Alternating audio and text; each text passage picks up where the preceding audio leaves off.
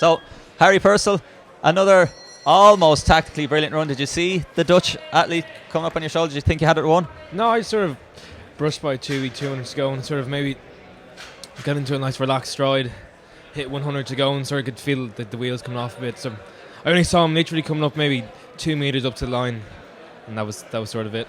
So was it kind of like a surprise, was it? Yeah. Sort of. Yeah, you put it that way.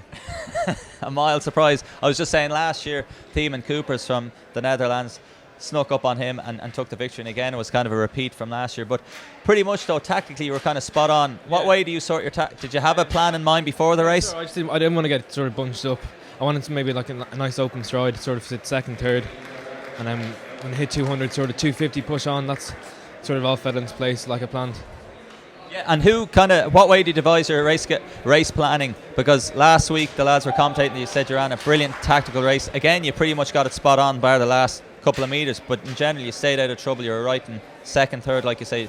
So just you, or is it Eamon Coughlin and John Shields, or what way does that work? I just sort of, when it comes to the race time, I sort of think about it maybe. I don't really think about the race too much the days beforehand. Maybe coming down in the car, sort of think out the tactics and just common sense really. I suppose it is quite simple when you put it like that, but it's amazing how many athletes don't use their common sense, and some of the athletes were in poor positions, but you were tactically in a brilliant position, second or third. We hit the 200, I sort of felt myself getting bunched in. I started to push out past Fitzsimons and the Dutch guy and sort of get into a nice stride and stay relaxed. So that's an indoor PB, and obviously you're getting pretty much back towards your best. You must be delighted with that after, obviously, you had the great Irish schools, but from disaster, from ecstasy to disaster. Yeah, it feels great now. Just taking these, not doing anything crazy in training now, just tipping away.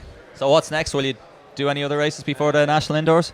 Maybe Leinster around the 15th, do a 4 and that, and then taper down, sort of get ready for the national seniors. What time do you think you've got good speed over the 400? What time do you think you could run for the 4? I don't really know.